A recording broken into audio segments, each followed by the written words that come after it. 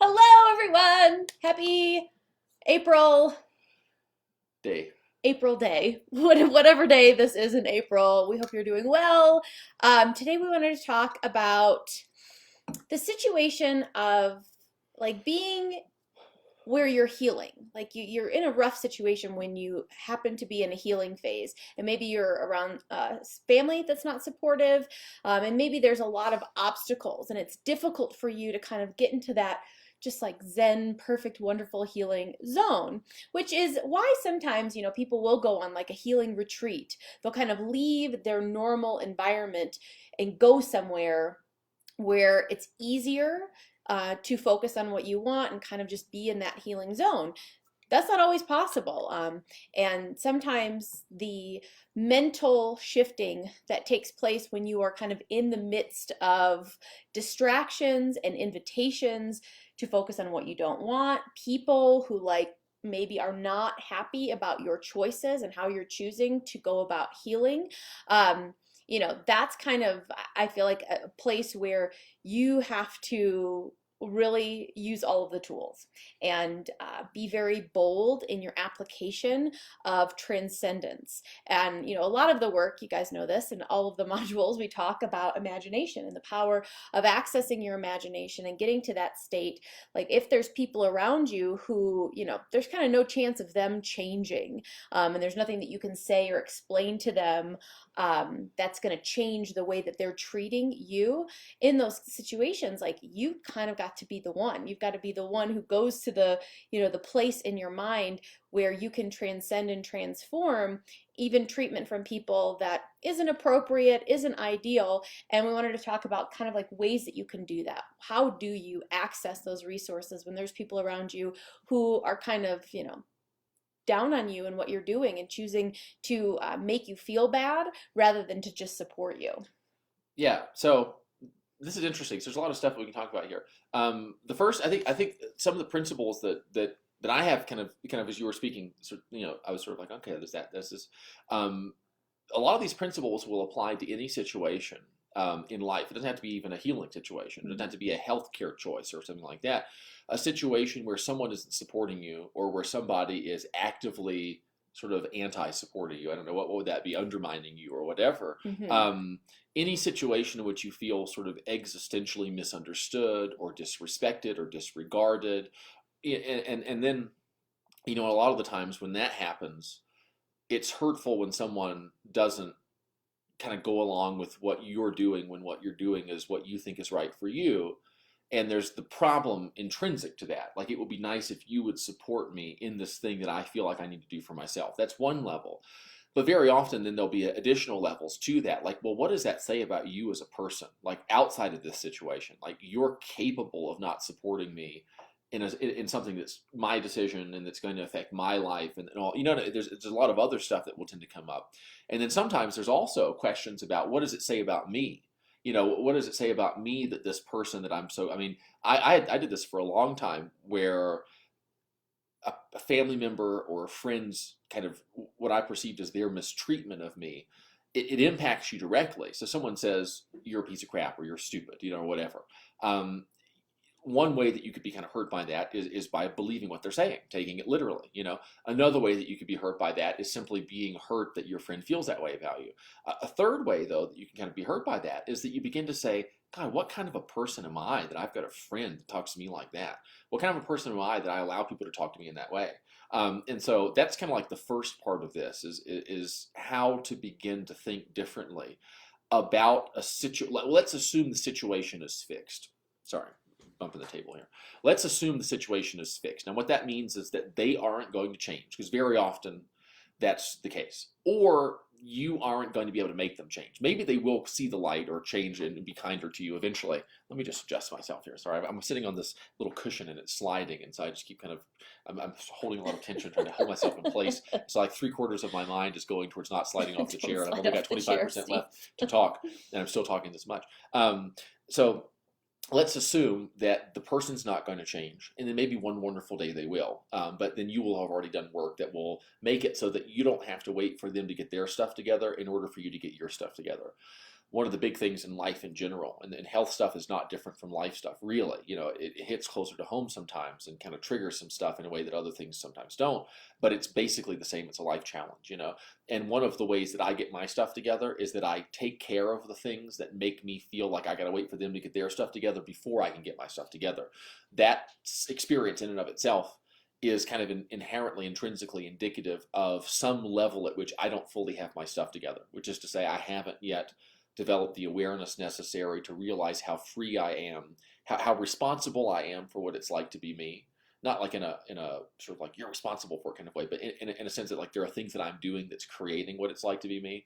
There are things that I'm doing in response to them saying what they're doing, or saying what they're saying, or believing what they're believing, or acting the way they're acting. There are things that I'm doing in response to that are contributing to what it's like to be me, contributing to my experience of their behavior. And so that's a really kind of freeing thing. If you can get yourself to that point where anytime you're having a problem in your experience, you recognize that as an indication that you have work to do. Not that you're wrong or stupid or broken or bad, but that there's room for improvement. There is an opportunity for optimization that's present, right? So that's a good thing. Once you kind of get yourself out of that guilt and blame and shame reaction to realizing that there's something that you could do now that you could have been doing before that you weren't doing, and once you're free from having to feel bad about the fact that you didn't start doing it earlier, once you're free to have a new idea or a new insight and just run with it, rather than lamenting the fact that you didn't have it 15 years ago, then you become very powerful, and your capacity to change really kind of kicks into a higher gear.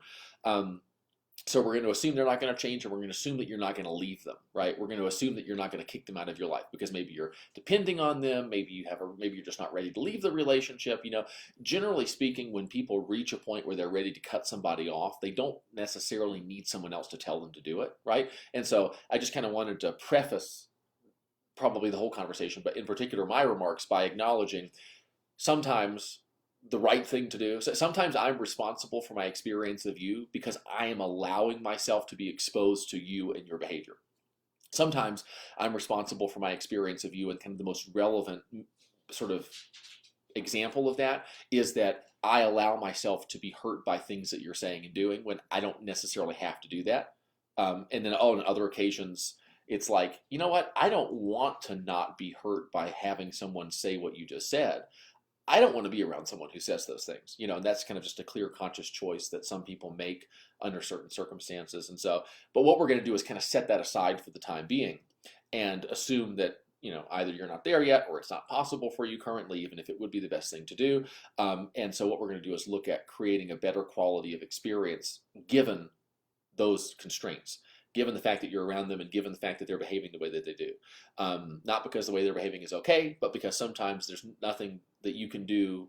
Sometimes it's a waste of your resources to try to modify somebody else's inappropriate behavior when there's a lot you can kind of do within yourself that will make you less vulnerable, not just to their inappropriate behavior, but to inappropriate behavior in general, to what you don't want in general. And so usually it's good to do in-house work sometimes, not because there's something wrong with you, but because you do have capacities within yourself that once developed will really kind of render some of their inappropriate behavior less experientially relevant, and that will really allow you to neutralize it. So that's the first part. And then I think the other thing is getting into kind of like the imagination stuff. And so once you are no longer kind of towing the party line, which is to say they've got a problem with you, and so you've got to assume that problem too. What then do you do when you're in control of your mind and you're responsible and you're in charge of how you're going to feel? What do you do with your mind, and what kind of feelings do you try to create and maintain within yourself in order to feel better, in order to, maybe do some cool mindset stuff, in order to create a healing environment in your body, in order to create the best quality experience and the minimal possible suffering, regardless of what the little part of the universe called your physical body is doing now and is going to do into the future. Figuring out how to kind of enjoy that ride and suffer that ride less, regardless of what the ride is like and where the ride is going. Yeah, that taking up as much kind of personal power as you can, because a lot of times if there's a person outside of you that's, that's unsupporting you, or like just kind of continually offering you this invitation to feel bad about yourself or your choices, or, just feel like they're just not there on board with you and what you're doing, despite the fact that like you're an adult who's making your own decisions, if you can turn that and say, it doesn't matter. I don't need you to be different. I don't need you to be different because I have amazing transformative powers within me. And that in and of itself is empowering. And all the power that you can get, and all of the like responsibility that you can feel and experience for your life, that's only going to serve you, because when you are around someone who's constantly inviting you to feel bad and you just don't have any other resource within you than to just kind of play the game or to feel bad just because that invitation. But once you develop that kind of spiritual ability to see it, to even hear it, but to not feel it, to not let their judgment or disapproval of you impact you at that level that it has before. I mean, that's true mastery, and like you said, in ideal circumstances or in other circumstances, you might distance yourself from them. But if you can't do that, it's like, well, what do? You do this. And so, yeah, let's start with that then. Okay. I like what you said about like receiving the information but not feeling it. And I was just thinking about a chemistry class, and like you've got kind of beakers of either like a solution, or maybe you've got like dehydrated particles, like actual powders, that are out there. And the interesting thing is, like, you got some bromide there on the table. I don't even really know if that's reactive or not. So someone probably knows something about chemistry is going to be like, what's he talking about? But anyway, you got all these things, and let's say that there would be an explosion if you put the wrong combination of those things together. That's I mean, it could damage the place, it could start a fire, it could kill somebody, seriously injure them, or whatever. But the interesting thing is that as long as they're sitting in these beakers side by side and they're not touching each other, whether it's liquid or dust or particle or whatever, nothing happens. They're still there, they exist. And I think that one of the things that sometimes people do, kind of unconsciously and automatically, and this is a normal, natural, like default human setting. It doesn't mean that there's anything wrong with you if you do this. It's just that it's a thing that human beings tend to do unconsciously and automatically, and that there are circumstances in life, there are situations in life where we're also capable of not doing this thing, and there are situations in life where it's very resourceful to be at choice with regard to whether or not you're going to do it, which is you say something to me, you provide me some information about what you think about me, about what you think about what I'm doing, what you think about what I'm not doing, or whatever. That's just information, right? That's just you just put a chemical in a beaker on the table. Now, what a lot of people do is they as soon as they hear that information, they take it and they throw it into the chemical mix. They throw it into the solution of their experience. And sometimes it goes, and sometimes it's like hearts and wonderful things. But most people, as soon as somebody hands them some information, they got to throw it into their feeling center. You know what I'm saying? It's possible though for someone to hand you some information and you say, oh, that's very volatile, and if I take that and I dump it into my chemical soup that I've got here before I neutralize it, it's going to corrode the container, which is me. It's going to cause an explosion. It's going to create some outcome I don't want. I think what I'm going to do is, I'm certainly not going to add it right now. Maybe I'll neutralize it and then add it in later or something like that. And I think they're kind of recognizing that you probably have natural tendencies just to feel in a reactive way in response to what people say and do. I mean, who wouldn't? I mean, your parents aren't supporting you. Your husband, your wife isn't supporting you. Of course you would feel this way. Well, it's certainly normal, and it's certainly natural, and it's certainly understandable that you would. None of those things mean that it's inevitable, though. And I think that one of the things people tend to do really well when they do a good job of kind of striking a balanced awareness between, one, the fact that it's okay that they're currently kind of calibrated to react in the way that they do to other people's disapproval, with equal parts awareness that it's possible for them to recalibrate themselves so that they don't have to react that way, and so that they can really make a conscious choice about how they're going to respond. Not just behaviorally, which is to say, not, you just make you make a conscious choice not to kind of get back at them, tit for tat kind of thing, but even a choice about how you're going to respond at the perceptual level. Like, what meanings are you going to give to this thing, right? How you're going to respond at the mental level, which is to say, how you're going to process this thing in terms of what you think, and are you going, where in your kind of line of thinking about whatever you're thinking about, are you going to add the thought that pertains to their thought about what you're doing? I'm going to put it at the front. I'm going to put it here. Am I going to get excited and optimistic and hopeful about my healing process and then add in right after that the thought about their thought and kind of undercut that positive momentum? Am I going to wait until I'm worried and unsure and kind of going through a dark night of the soul and then add it in so that I can really push the, and I think becoming more aware of the fact, this is a tricky thing. Because, this is tough for you for a long time, I think, that it's possible for you to do differently than you do, to do other than you do in those situations in which you do things that don't serve you. Yep. And it's okay that currently you do things exactly the way that you do.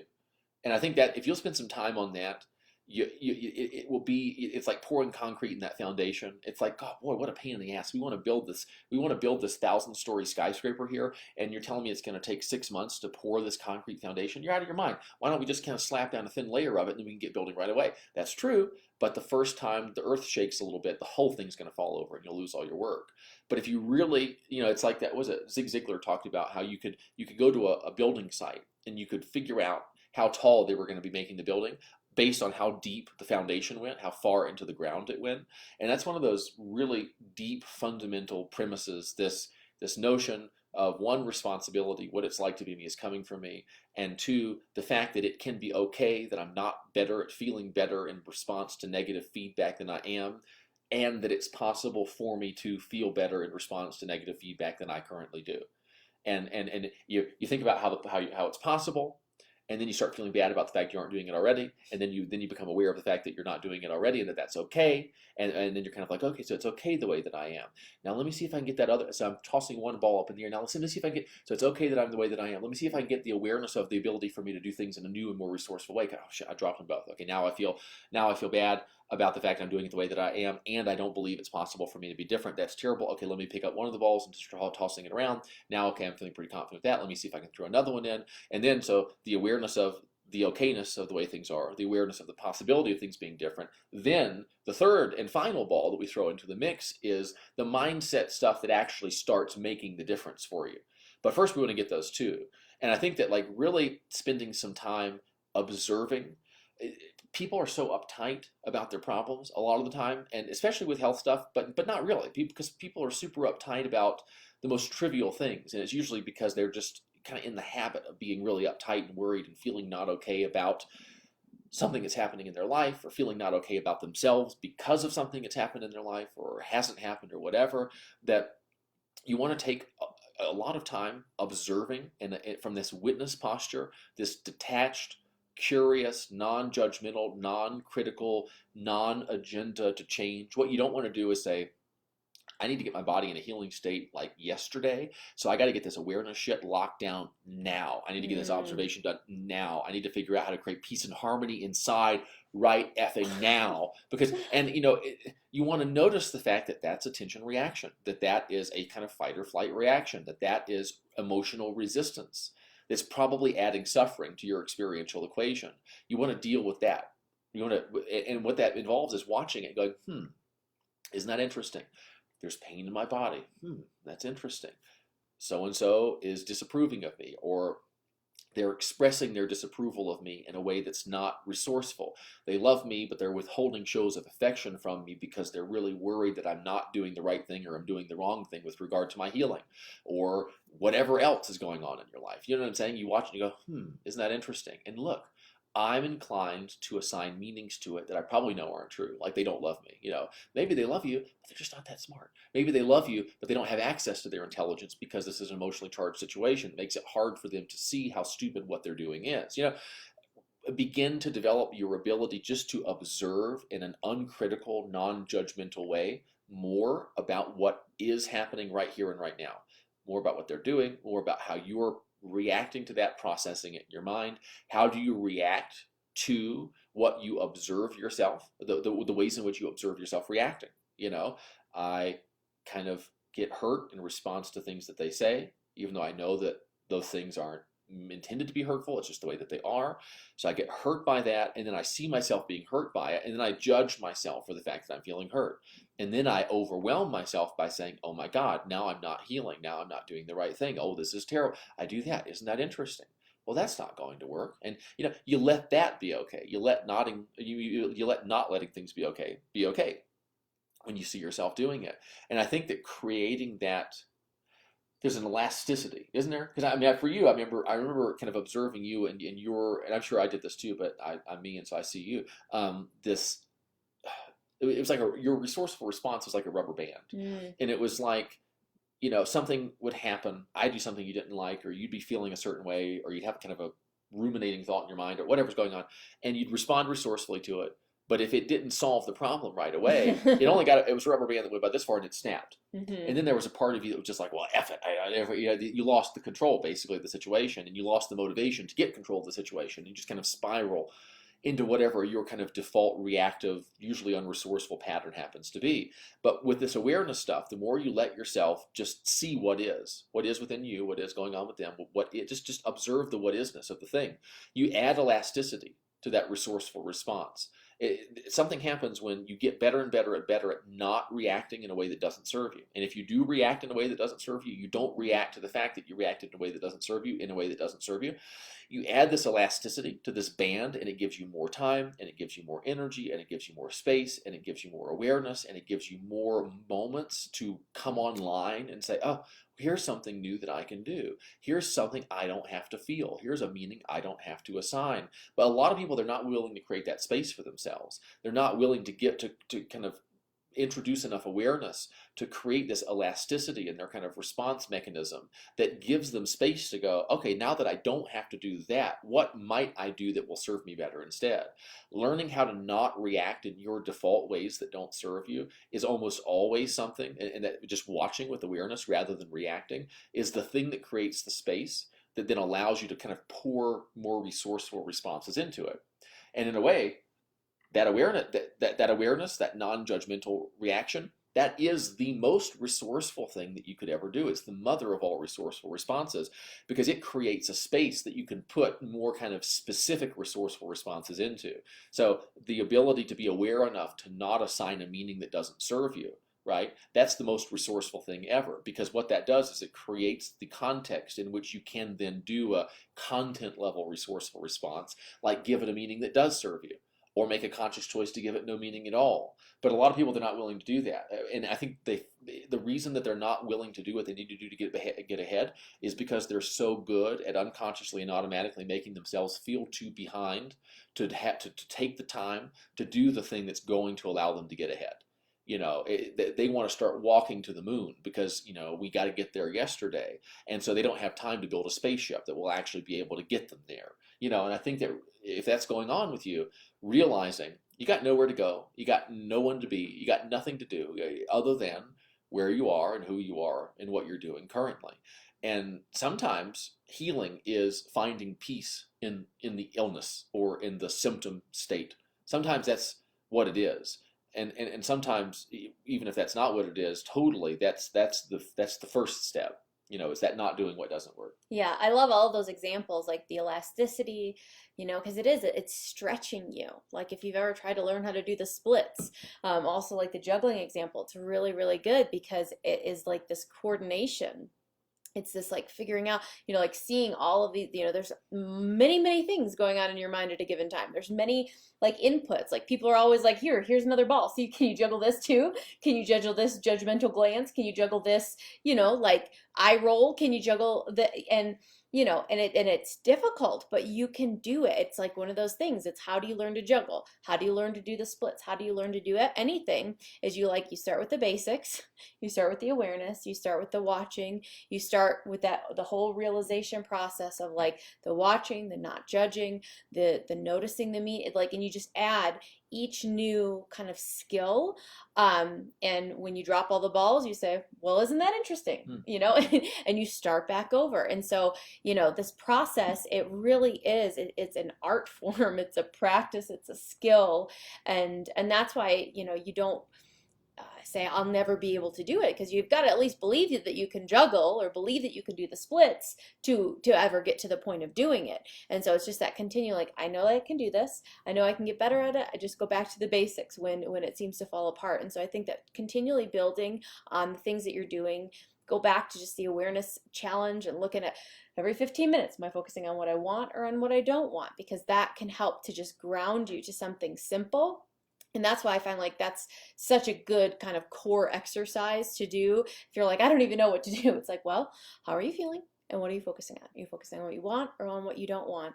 And finding like the little places that like I know I can get here. I know I can get here in my perspective. I know that I can, notice how I'm feeling. I can check in and I can notice what I'm thinking about. I know that I can do that. And so just building on each of those skills is so important to be able to do. Yeah, and when it comes to the awareness challenge, one of the things that's really important is if you find yourself focusing on what you don't want, right? So the agenda there is to have no agenda, right?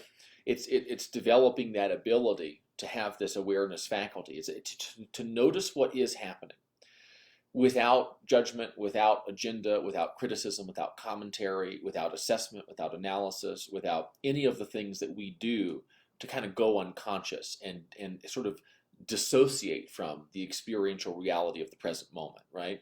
Now, it's not that it's wrong to have an agenda. There's nothing wrong with that. I've got agendas. I got so many agendas I can't even keep up with them sometimes, right? But it's that we want the ability to just notice. We don't want one noticing and then a whole slew of agendas creeping in, right? Notice myself thinking what I don't want and then going, oh my God, blah, blah, blah, blah, blah, I've got to get this under. Just be able to notice it. Go, isn't that interesting? It's, okay, that's happening. I'll be observing that. Just observe yourself instead of criticizing yourself or instead of trying to tighten down on yourself constantly or bracing yourself against the onslaught of negativity from outside.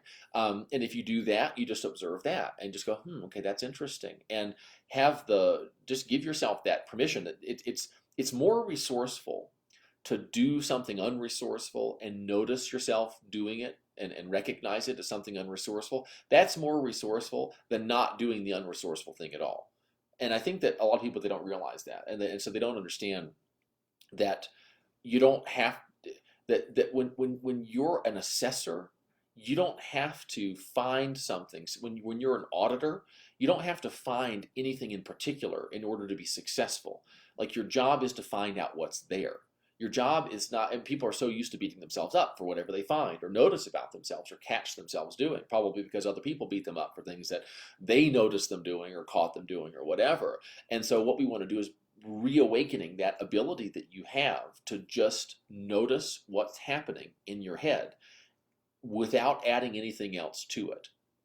Now, once you're done noticing, if you then want to go do something about it or add something to it or whatever, that's fine. You don't have to become a vegetable. We're going to get there eventually anyway. We're going to have a transition in consciousness at the end of our lives. And so it's like, if that's all that it's about, it's just not having any thoughts. Well, time will take care of that for us. Why do the work? Might as well just kick back and have fun. The point though is having the option of not adding a whole bunch of junk to noticing, so that I can add stuff to it when it serves me, or I can simply just notice it and go, isn't that interesting? And allow the awareness kind of to do its work is a really important thing. So I think maybe some practical stuff. If another person's non-support is bothering you to the point that it's interfering with your ability to do what you're capable of doing, why would that be the case? I assume you're probably doing, if anything, a more alternative approach to healing, right? But this probably happens the other way too. I can imagine a person who's really wanting to either go the conventional route when it comes to treatment or whatever, or dabble in it, or see a conventional doctor or something like that, and maybe they have a holistic spouse or significant other, or they come from a family of chiropractors. They got these families of chiropractors that, that's kind of a thing sometimes, and there's a whole culture that kind of grows up around it. And like anything else, when people get really kind of into something, even if they're supportive, there is this kind of black sheep feeling sometimes that we've talked to tons of people who have felt guilty about seeing an MD, or felt kind of not even necessarily guilty, but as though they were doing something that was untoward or inappropriate, or that revealed something negative about them, that they were going to see that person or whatever. They weren't solid in their belief system or their philosophy or whatever. And so one of the things that I would want to do is, if I'm being really kind of bothered by the opinions of other people, I want to look at, do I have unresolved uncertainty within myself about what it is that I'm doing? Mm-hmm. Because usually, to the extent that I'm really convinced that what I'm doing is right, if you don't like it or you don't approve of it, that's something that we have to deal with at a relationship issue, at an interpersonal issue, but it doesn't constitute an intrapersonal perturbation, which is to say, the moment I know for dead set certain that this is what I need to do for me, right? And this is just a non-negotiable thing. There's a sense in which it doesn't matter what you think about it in terms of whether or not I'm sure it's the right thing for me to do.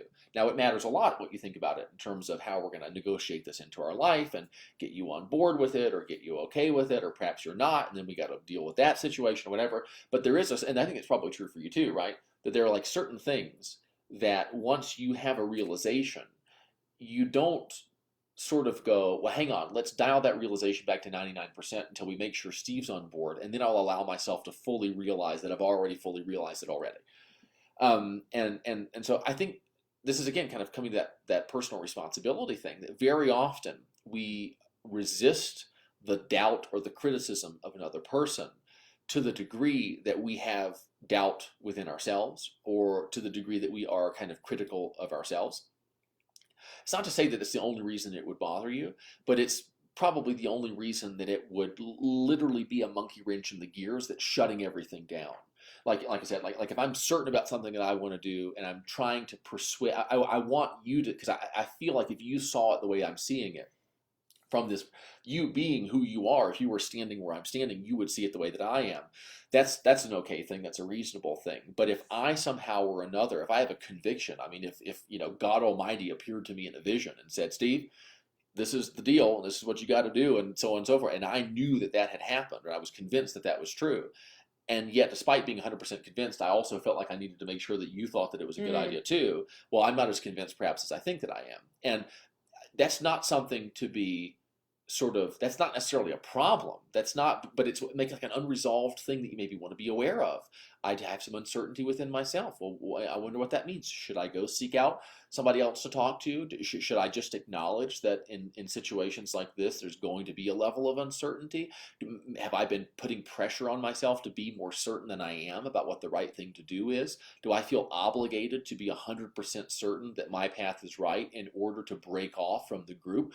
What's this pressure I'm putting on myself, or what is it? Where is this coming from? And just kind of invite whatever is rummaging around in the back of your mind, right? Because it's affecting your health, it's affecting your life, it's influencing the operation of your unconscious mind, whether the conscious you acknowledges it or not. And so there's literally no penalty to doing that. And I think that really just kind of bringing that out and saying, gosh, and maybe the answer is no. Maybe doubt within you about what you're doing isn't the source of this stuff.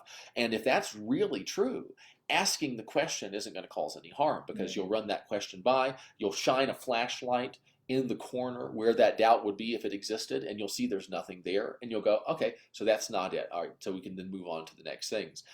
I think sometimes, and I think it's one of those things too, where it's like when I'm talking about the doubt, I just want to emphasize that I'm not saying there's a fault within you.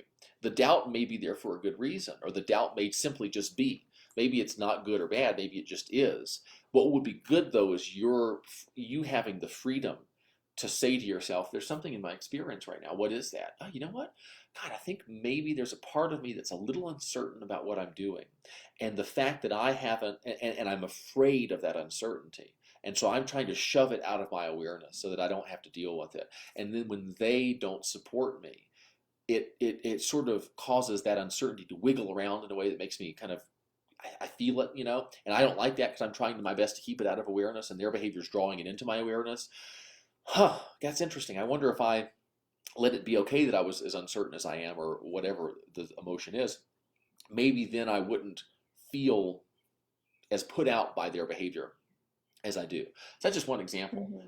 Could be a lot of things. I mean, meanings that you're assigning. I mean, I think a lot of people probably tell themselves a story that says, I've got a challenging healing situation here.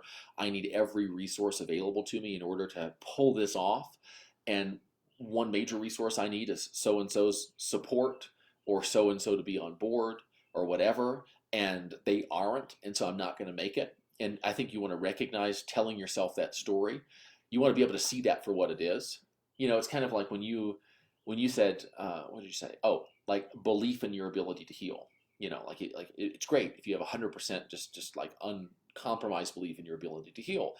But if you don't, if there is a belief, if there's a lack of belief in your ability, or if there's a belief perhaps in your lack of ability, it's not important that that not be there. What will be very useful though is for you to be aware of the fact that it's there, so that when that belief projects a thought across the screen of your mind, what you can do is you can say, oh, there's a little bit of a belief about how I might not be able to heal. That's what that is. That's not the feeling of reality coming to kill you or get you, right? That's the feeling of you believing that reality might be coming to kill you, coming to get you. And I think that just recognizing that, again, sometimes it's more resourceful to be able to be aware of having an unresourceful belief, and to be aware of the ways in which that unresourceful belief manifests in your mental and in your physical activity, and behavior, than it is just to simply not have the unresourceful belief. And again, you have to get used to drawing. You need so many people, they're like this, and when they're working on things, and they're trying to fix a little problem here and they can't. So you need to get used to stepping back and realizing that the canvas is enormous, and drawing just a huge circle around everything, and giving yourself permission just to respond resourcefully to all of it. You know what I'm saying? What am I dealing with right now? I'm dealing with all the shit inside this circle, and I'm responding resourcefully to all of it. And as soon as you begin to feel the fact that you're responding resourcefully to all this shit, what you feel is the fact of resourceful response, rather than having to go through and feel emotionally each individual iteration of shit that you're dealing with. And that's a very kind of liberating and freeing thing. It's a chunking thing, because you can just draw a big circle around it and say, I had a million problems. Now I've got one project, and I've got an even bigger project called responding resourcefully to that project.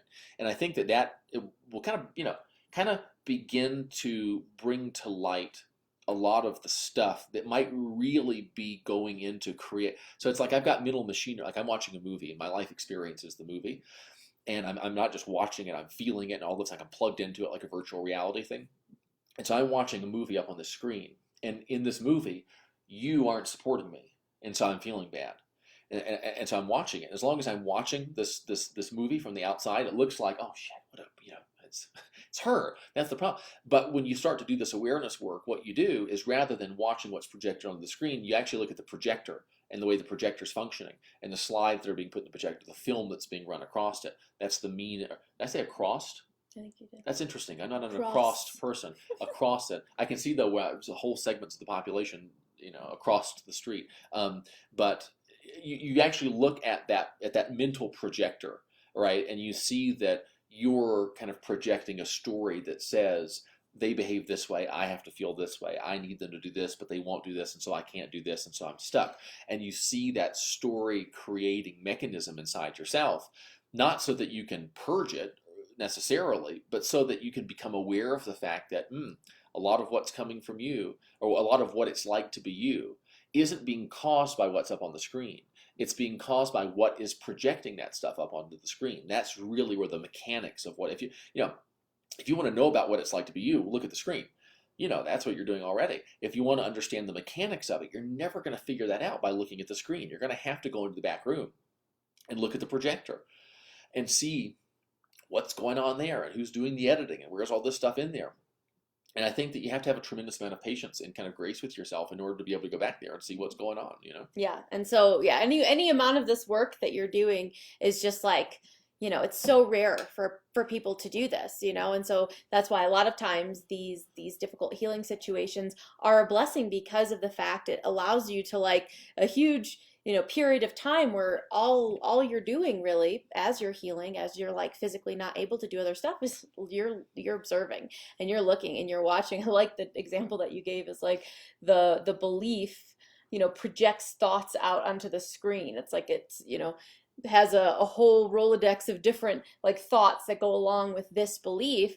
And so when you can recognize, oh, this thought is just indicative of the fact I don't believe in myself, or I don't believe that I'm up to the task. And it's like, oh, that's not true. It's just a belief, and that belief obviously is going to project thoughts. And so that's, this thread pulling of the thoughts that bubble up in your mind, and being able to just kind of recognize and see and just know that this is the work that needs to be done. And I love that too, is just like that ability to zoom out. I find that's very, very helpful for me. If you're really zoomed in on a problem, it can seem just like an insurmountable number of like different moving parts and variables and like beliefs and stuff. It's like, how am I ever going to get a handle on all of this? And it's like, you don't. You just zoom out. It's just one big thing, and your only job is to respond resourcefully to what happens to bubble up today. What invitations are here today? What things are you becoming aware of in the background of your mind today? And so all of this work, it's just getting you to that deeper level of self-understanding, because everything does make perfect sense if you view it in the full context in which it's occurring. If you see all of the mechanics and you see, oh, of course a person's projecting a life like that. Of course they're having those experiences, those biological conflicts, those perceptions because of everything that's happened to them. But then when you start getting good at watching, you can get good at tinkering and playing and saying, I want something different here. What can I do to get something different here? And that may be where we can move into imagination and the power of being able to see the unseen, of imagining better than the best you know, of putting in your mind's eye this like really wonderful life that you want to experience, these great, conversations that you want to have. And so you start rehearsing them. You rehearse them in your head. You feel real the things that you desire, and you make them as vivid as possible in your mental workshop. And you get to this point where you're living so much in that mental realm, in that imaginary place, that feels so real to you. You know that everything else, like the healing, the difficult physical situation you're dealing with right now, this is just the shadow of past thoughts, and this is processing out as the things that you've planted in imagination are, you're watering them, and they're getting sun, and they just need that time to ripen, and that they will blossom forth in your life when you can kind of stay committed to the unseen. And you got to be bold in this, like that ability to go to places that you may have never been, and to do things in your mind that you've only dreamed of or saw on TV or read in magazines, of like, I want this kind of lifestyle, I want this type of experience, I want to travel to this place. And if you can go there in your mind, this whole journey of healing can become some kind of like just wonderful fantasy land where you are crafting in imagination what you want to live out. Yeah, I think it's interesting too to sort of like in the beginning, so to kind of pair the awareness work with this stuff. So like you're imagining outcomes that you want versus being kind of caught up in reacting to situations that you have currently that you don't want. And then you start kind of becoming aware of that stuff and noticing it as you become aware of things that are going on inside your mind. And at first, or inside your experience, at first you'll probably notice things that seem like they're just happening, like feelings or experiences, and it usually takes a while before you start then noticing things that are more obvious examples of stuff that you're doing, right? I just assigned that meaning. Oh, that's interesting. That's what it means to do that. And it's kind of strange at first. When I first started catching myself giving meaning to things that you would do or say or that were happening in my life or whatever, it wasn't like I did it in the same way that I did, like I picked up this mouse. I did that. You know what I'm saying? It didn't feel quite as much like a doing as that, but it was somewhere between that and the sensation of the breeze kind of coming through this open door here. That's totally not something I feel like I'm doing. This feels like something I'm absolutely doing. The meaning assignment was like halfway in between breeze coming in and touching me and a physical activity that I can sort of create a sensation of being responsible for. And so I think just noticing that, and then rather than trying to change it, or if you believe that it's not possible for you to get what you want, or to heal properly, or to have a wonderful relationship, or whatever, notice it and maybe just ask yourself a question. Just say, what would what it's like to be me be like without that belief? Isn't that like is that a Byron Katie kind of type thing? Is she the question lady? I Who's the think one? so. I don't. This might. I don't know if this is true, but I think I'm pretty sure she asks, who would I be without this thought, or something like that, or what? And it was this. And essentially, what that is, it's an imaginal activity. It's not like, see, a lot of people when they think about imagination, they think, okay, I'm going to imagine now. Okay, I'm imagining something. And what they're doing is they're imagining. They're thinking about imagining without actually doing it. But real imagination is actually tricking yourself into shifting into a state other than the state that makes sense given what your kind of current sensory impressions are. And questions can be a really interesting way to do that, because if I'm giving a meaning to something that you did that because you don't respect me. You did that because you don't care about me. You did that because I'm not important to you. Whatever. If I try to talk myself out of that meaning that I've already assigned to it, it's kind of like a shipping label that I've already put in the cardboard box. It's like I'm going to try to pull it up. It's not going to come up. I'm going to try to scrape it, and then it's going to tear the box and mess it up and all this different stuff. It's not going to work. But you know what? Maybe I can't believe that what you did doesn't mean that you don't love me. But you know what I can do? I can ask myself, what it's like to be me be like without the belief that this meant that she doesn't love me or care about me or whatever. I can ask myself that question. What would my experience of this, what would my experience of your criticism be if I didn't assign to your criticism the meanings that I'm currently giving it? That meaning that I just noticed. What would what it's like to be me be like if it weren't for that? And in order to, when I ask kind of my unconscious mind, or what, not even when I ask my unconscious, when I just ask that question, there is an experiential response, right? There's a feeling that comes in response to that, that is the answer. That is an imaginal activity. And I think it's one of those things that, because so many people in so many situations, and it's especially easy, I'm sure, in situations when your health is compromised, and your life is being affected because of that, and then your friends and family aren't supporting you, or it's creating some kind of tension or strife between you there. Or maybe they do support you, but they're just so worried about you that it's tearing things apart, and you feel sort of guilty about that or whatever. It's there's sometimes this kind of reluctance to begin to imagine something other than the really kind of unpleasant stuff that's going on. But sometimes if you can just start asking yourself those questions, that's the best way to begin to introduce an awareness of possibility. Rather than trying to force yourself to believe something other than what you believe, I find that it's much more resourceful to find a way to respond resourcefully to the fact that you believe what you do. So you identify the belief, and then you say, well, what would what it's like to be me be like without that belief? Whoops, you trick yourself into creating a simulation of not believing that thing in order to answer the question. Or you trick yourself into creating a simulation of believing something different and more resourceful. But you see what I'm saying? You're not prying I used to ask my mom, I would try to get my mom to take me to the toy store or something like that. And, the way that I phrased the question was really important. And I wanted to ask questions that would allow her to create inside herself an internal representation or a feeling where she'd go, yeah, we can do that, or yeah, we can swing that, or oh, you've been good, or whatever. I want it, and you want to do the stuff with yourself. It's self-persuasion, and awareness really does allow you to notice when I try to force myself to believe that it's okay, that I don't need them to be other than they are in order for me to be okay or do what I need to do to get better. When I try to force myself to believe that thing that I don't really believe, I get a lot of psychic pushback. It's like I focus a lot on all the examples of how no, their behavior has interfered with my ability to find peace. Their behavior has has undermined my confidence, all this different stuff. But if I just say, okay, listen, I believe that their behavior is a deal breaker in terms of my ability to create what I want in my life. What would what it's like be like if I didn't believe that? Oh shit. We just pulled the rug out from underneath the experience of disempowerment. And we did it without having to persuade you to believe that what you believe about them isn't true. It's a very tricky kind of, and once you get a feeling for that, you begin to go, wow, what it's like to be me would be undeniably better than it is right now.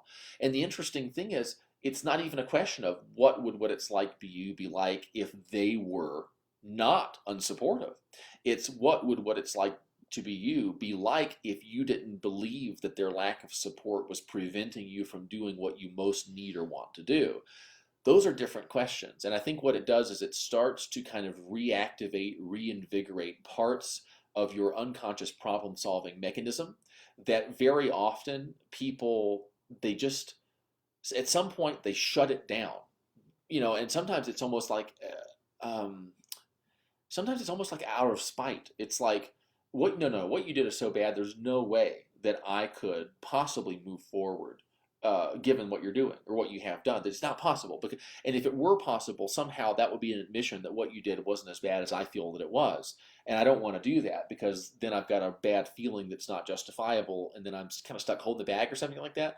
The more you begin to realize, though, that like you don't need reality to be other than it is in order to access within you this kind of like infinite capacity to respond more resourcefully to it than you are right now. And that would be true if your response was 100 times more resourceful than whatever it currently is. It's not a commentary on how bad you're currently doing. It's a commentary on your capacity to do better.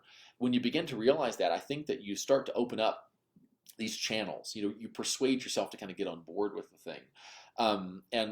Before you start trying to really assume possibility, I mean like it is possible for me to get better. For a lot of people, that might be a heavy lift, right? What is probably easier to do is it's possible that it's possible, right? You want to steep yourself in that. I remember when I was learning to ride a bicycle, it took me a really super long time. I was very nervous about it because I had this kind of safety thing where I would like underestimate my ability because I didn't want to overestimate my ability and get hurt because of that overestimation or look foolish because of that overestimation. So I would systematically kind of underestimate. I didn't have to just know. I had to overknow. I didn't have to just believe. I had to overbelieve. I had to be, I had to be convinced and then go 10 times beyond what it took to convince me in order to go, okay, I built this weird system in my mind where I still knew I was capable of doing something, but my criteria for allowing myself to fully do it was to have that knowledge iterated 10 times or get 10 times as certain as I needed to be in order to be certain before I was certain enough to actually act on the certainty. And so I remember like riding with the training wheels, and I knew there was a point where I knew I didn't need them anymore. But there was something inside that did not want to take those training wheels off. And there was something that felt like if I forced myself to, that I was just going to fall over, because I'm ready, but I'm not ready to be ready. And so I need to give myself time to be ready to do what I'm ready to do currently. And so I remember riding with them on probably a number of occasions. And I rode with these training wheels until I felt totally stupid riding with them. And then I think I rode a little bit more. And it was stupid not because other people thought it was dumb or because I was 27 years old or something like that. I was whatever the age is, 5 or whatever. It was stupid. I probably wouldn't eat it now, actually. It was stupid. I'm just remembering the last time we went on a bike ride together, which was quite a while ago. I was a little stiff. A little stiff. But I got to a point where it felt so unnatural for me and so redundant for me to be using those training wheels that there was zero question in my mind whatsoever that it was time to take them off. When it comes to this belief stuff and shifting and exploring new ideas, I'd rather you wait 10 months, if that's what it takes, before you make an excursion into an effort to believe everything's possible for you. And once you claim that territory, never be dislodged from it again, rather than making 100 little or 1,000 little tentative excursions or incursions into that belief area, only to quickly retreat back to what you really believe because your mind is sort of unyielding and unwilling to fully examine. You can go on vacation there, you can have a nice little meditation, but then it's time to wake up and face facts and acknowledge the fact that your life is in the toilet and that it's going to stay there until it gets flushed, and then that's just that, right? I would rather you sit there and go, my life is in the toilet and it's never going to get better. Okay, so that's a belief, and it's possible for me to have that belief and feel the way that I do as a result of believing that, and for it to be possible for me to make things better. And sit there in that awareness of the possibility of possibility for so long that every part of you is ready to go and hang out somewhere else, to go and explore. Okay, well, shit, if it's possible that it's possible, and you're convinced utterly 100% that it's possible, not that it's possible, but that it's possible for you to get better and for your relationships to be wonderful and for you to go back to work and for everything just to be great and that relationship to heal and everything, it's possible that it's possible, then you can begin to explore specific possibilities. Then you can begin to imagine, right, that, oh, it's already happened, or what would that be like, and all that different stuff. I like to build up a surplus. I like to get to that point where it's like, I'm ready to go, but I'm not about just to explode with readiness. And I want to wait until I'm ready to explode with readiness so that when I go, I don't get 2 blocks down the road and go, you know what, it's kind of hot out. Let's just go home and sit on the couch. I want to get to that point where there is no question of me kind of turning back. I think learning how to cultivate that within yourself, how to get that. It's like, building a fire. You build the fire, you put the logs in, and then you sort of strategically place the kindling and stuff, and you get that going, and you kind of encourage it a little bit. If you go and throw a whole bunch of other big logs on right away, it stifles the fire a lot of the times. You got to get it to a certain amount of roaring before you're ready to throw the other, like the big log in. And that big log is that belief, right? And okay, now I'm convinced that this is possible. It's a persuasion process, and it's like trying to sell a vacuum cleaner to somebody. It's like if you open up the door and go, "You're a piece of crap if you don't buy this vacuum cleaner because it's the best vacuum cleaner in the world, and only a moron wouldn't buy it." If you push it too hard right out of the gate, the door will be slammed in your face, and you might get the cops called on you. What you want to do is you kind of want to put a little information out there and gauge the person's response, and on the basis of that, you modify what you put forward.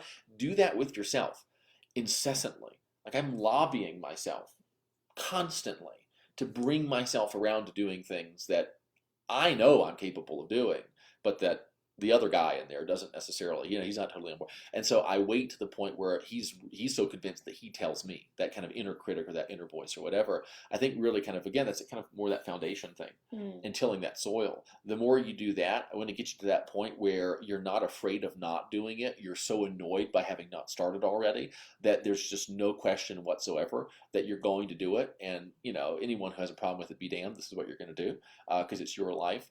That's really useful, and getting yourself to that point so that when you go out of the gate, you're moving so fast that none of the critics or the haters, their voices just can't catch you because you're moving faster, kind of than the speed of sound in the direction that you want to go. I think that's really important. Yeah, totally. Awesome. Well, yeah, I hope you guys found this very helpful. Let us know if you have any questions for next month. And yeah, we'll wrap it up here for tonight. We love you guys. We think you're awesome. And we'll see you again next time. See ya.